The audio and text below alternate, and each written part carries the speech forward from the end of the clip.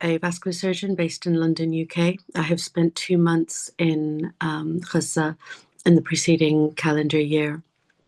I initially chose to go because I learnt that 10 or more children lost at least one limb every day in Gaza. And in April 2024, there was no vascular surgeon in the middle area that had been present for at least 3 months at that point. My initial entry to Gaza was sadly delayed by 2 days because 48 hours before I entered Gaza, my hospital, Al-Aqsa Hospital, was bombed. The day before I entered, the humanitarians of the World Central Kitchen were assassinated, such that when my wonderful team and I went into Gaza, we were the only humanitarians to enter that day, as all other aid organizations had pulled out. When I initially entered Al-Aqsa Hospital, I saw a 150 bed hospital that was initially designed as a maternity unit, which had over 1,000 inpatients present at that time. There were, in addition, over 3,000 people, displaced individuals that were trying to survive in and around the hospital.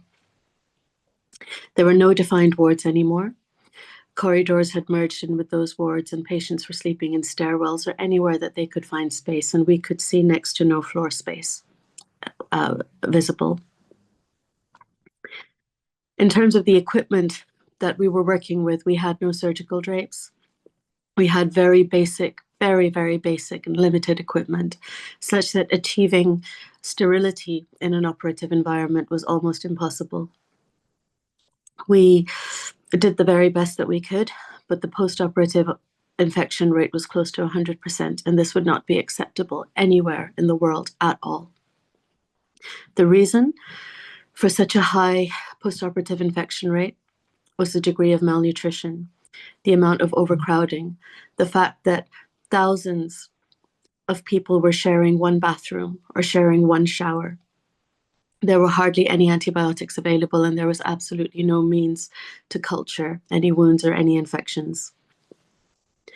The injuries that I saw at the time were predominantly shrapnel and blast injuries with some gunshots. In fact, the youngest patient that I witnessed undergoing treatment for a gunshot wound was a girl who was probably 8 or 9 years old, and she had been targeted and shot through the right side of the head. She was paralyzed on the left side of her body, and the neurosurgeon there was doing his best to try and save her life. However, no saws or medical drills are allowed to enter via aid, and I'm not sure you can imagine what it is like to try and get into the skull of a child when you don't have a saw or a drill available. In addition to the horrific war injuries that I was seeing, I was perhaps naive and not prepared for the consequences of complete healthcare collapse. Almost 50% of the patients that I was treating were patients who were presenting extremely late with illnesses that would have been entirely curable had the normal Palestinian healthcare system been intact.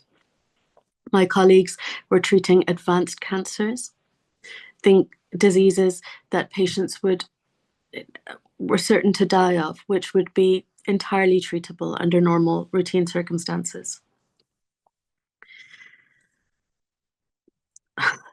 When I chose to go back to Gaza, I couldn't wait to go back, and leaving was far more difficult than I had ever imagined that it would be. But when I left Gaza, I didn't appreciate how things could get any worse than they were. But when I returned, I found my old team to be completely emaciated. I found the state of the population to be almost beyond recognition.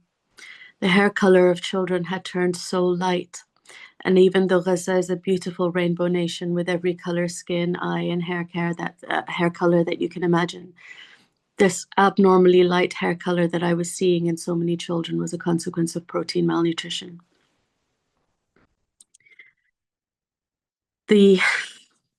I spent nearly a month in Nasser Hospital, which is in the so-called humanitarian zone of Al-Mawasi. Yet despite being within this humanitarian zone, we were treating on average, more than one mass casualty a day in that time there.